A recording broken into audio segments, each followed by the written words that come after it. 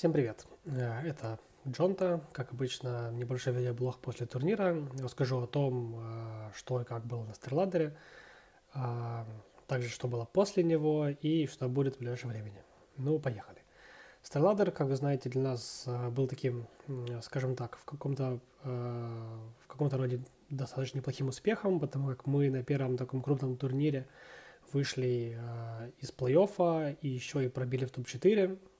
Также нам важно было победить именно команду North, потому как до этого мы им проигрывали на лане, на прошлом мейджоре мы им проиграли очень обидный матч на Мираже, и было очень приятно, собственно, выиграть у них. Но давайте постепенно. Групповая стадия, первый матч с FaZe, мы, в принципе, были уверены, что можем их победить, потому как до этого, когда еще играли на буткемпе, по-моему, из 4 праков они нас взяли только одну карту, а 3 мы выиграли достаточно уверенно.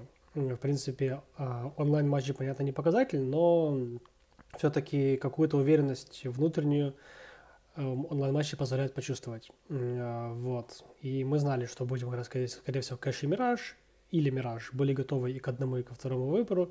В итоге был Мираж, мы после плохого старта очень неплохо закомбэчили и выиграли карту. Следующий матч у нас был против CLG. Как многие считали, это легкий соперник, но ребята показали очень крутую игру на турнире. И когда я смотрел демки и готовился к матчу, я знал, что ребята играют очень неплохо. Тем более они добавили к себе Рики, который очень такой плотный, хороший австралиец. Я видел до этого, он играл на квалификациях на мейджор за командой Immunity и очень круто раздавал.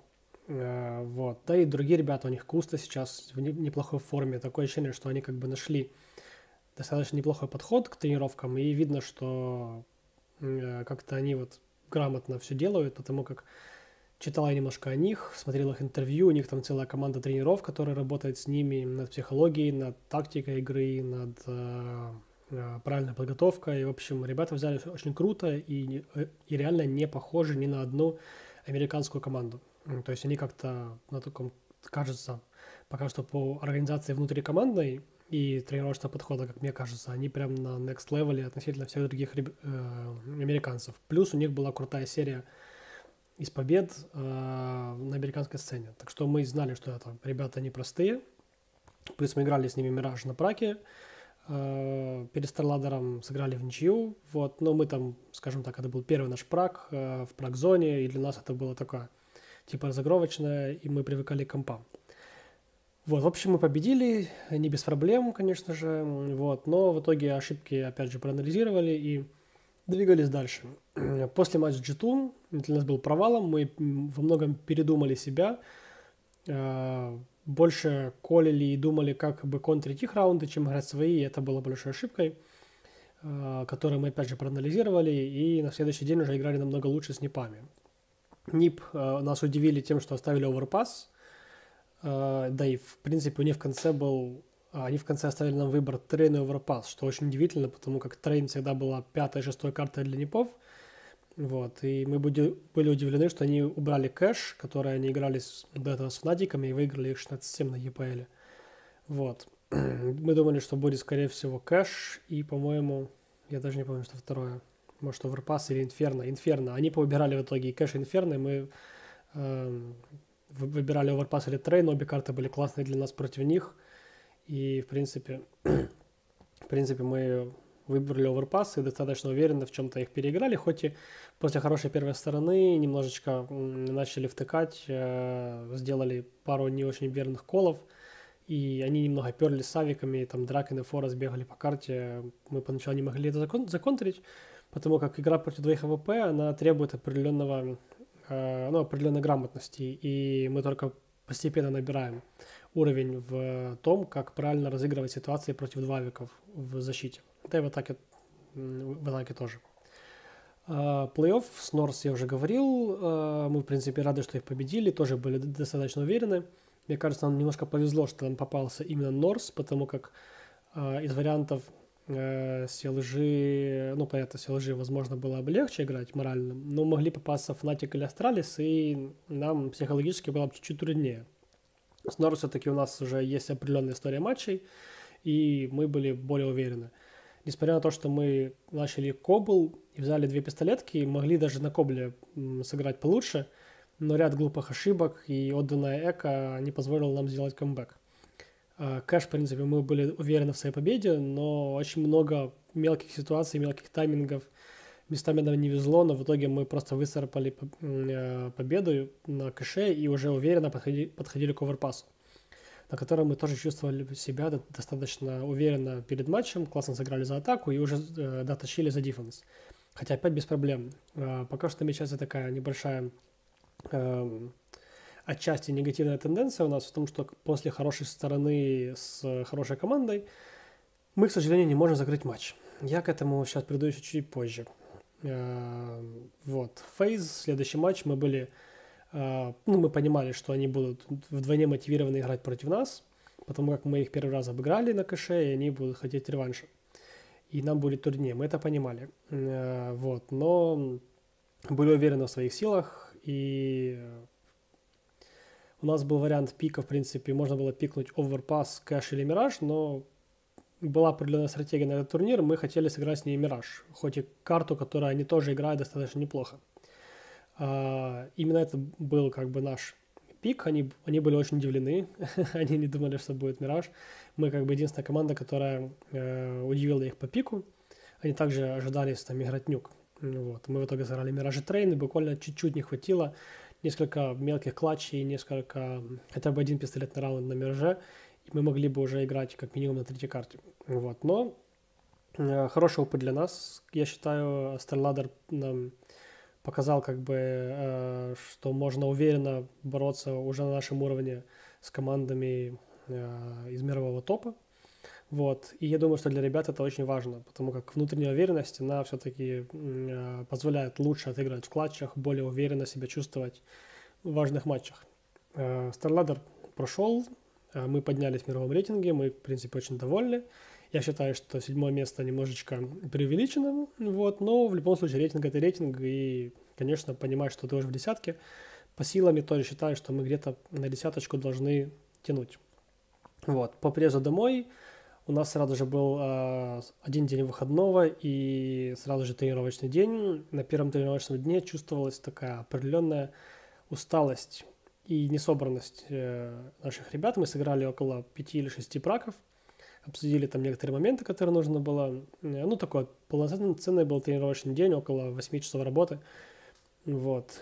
Следующий день был матч против Астралис поздним вечером в 21:20 по времени европейскому, то есть это в 22:20 по Киеву. Такие поздние матчи всегда трудно даются, потому как нам тяжело иногда держать концентрацию в такое позднее время, потому как мы привыкли в 22 заканчивать уже наш тренировочный день. Вот. А в итоге у нас только первая карта была в 22 по Киеву, да. Вот оба матча с Астралис и Fnatic чувствовалась какая-то небольшая несобранность ребят и как бы мисконцентрация в некоторых моментах на первой карте.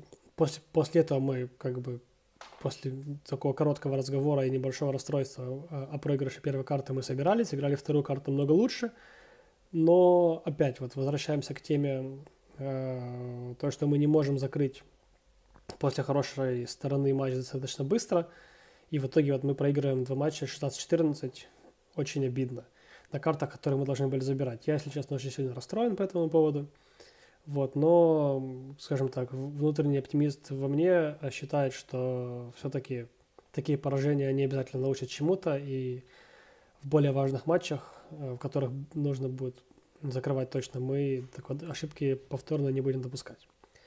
Сейчас у нас наконец-то 3 дня выходных, мы хоть немножечко можем подотдохнуть, потому что режим, который был последний месяц, он был очень жесткий.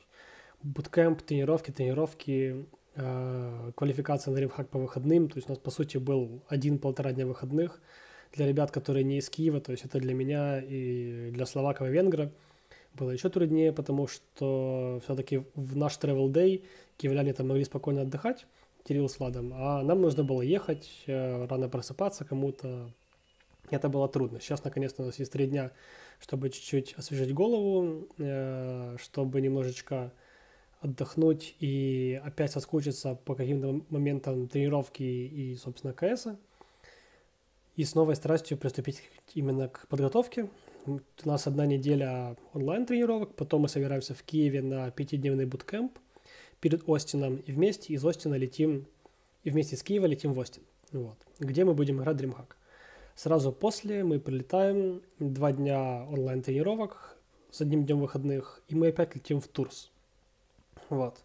В общем, на DreamHack, конечно же, упор достаточно серьезный. Мы будем стараться получить максимум лан-опыта и пройти максимально далеко.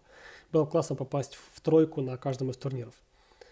По поводу ESL, после того, как мы не взяли очки в матче против Astralis и Fnatic, приходится надеяться на то, что оставшиеся 3 матча, это с командой Mouse, с которой мы сыграем с буткемпа перед Остином, и 2 матча, которые будут после Турса, DreamHack Турс, это матч с Фейзами и с Непами. Последние наши 2 матча, они будут, по-моему, 10 и 11 числа в мае, вот, и есть план такой, чтобы сыграть эти матчи тоже из Киева, то есть так, чтобы мы после Турса прилетели сразу в Киев, полдня отдохнули, переночевали, выспались и вместе с буткемпа сыграли эти 2 матча.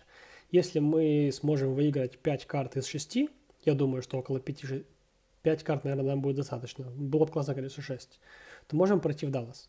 Очень бы хотелось, чтобы так получилось. Вот. Ну, будем стараться.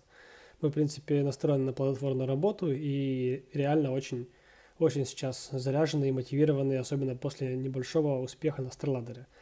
Я как раз планировал и очень старался выводить команду на такой, как бы, уровень игровой формы, чтобы StarLadder для нас был своего рода таким толчком, который позволит нам дальше чувствовать уверенность в своих силах. И у нас же будет необходимое количество опыта для участия на более крутых турнирах. Ну и, конечно же, с целью выходить на следующий мейджор и играть в нем достаточно хорошо, чтобы получать статус легенд как минимум. Собственно, вот и все. Это были планы и немножко комментариев о турнире. Как обычно, небольшой вложек стал больше, чем 10-минутное видео. Наши переводчики будут меня любить. Вот. И, собственно, хотел сказать большое спасибо всем, кто за нас болеет. Очень было приятно особенно видеть молодых ребят, которые приобретают наши футболки, делают плакаты заранее. На StarLadder вы просто супер, ребят. Вот ради вас хочется тренироваться и работать еще больше, чтобы показывать крутую игру и видеть ваши эмоции. Это честно. Также очень классно, что у нас появились новые ребята в организации Hellraiser, которые будут заниматься и уже занимаются видеопродакшеном. Как вы видели, на StarLadder с нами были, точнее, с нами были сняты влоги. И если я не ошибаюсь, если все будет окей, то с каждого турнира, на который мы будем ездить, будет подобный контент. Если вы не видели, обязательно смотрите на канале Hellraiser с CSGO. Очень прикольные влоги, мне очень нравится. Кажется, что уровень просто замечательный ребята задают. И глядя на влоги других организаций, понимаешь, что реально ребята у нас просто молодцы. Собственно, вот и все. Спасибо, что посмотрели. Болейте за нас. Мы будем стараться радовать вас крутой игрой. Всем пока.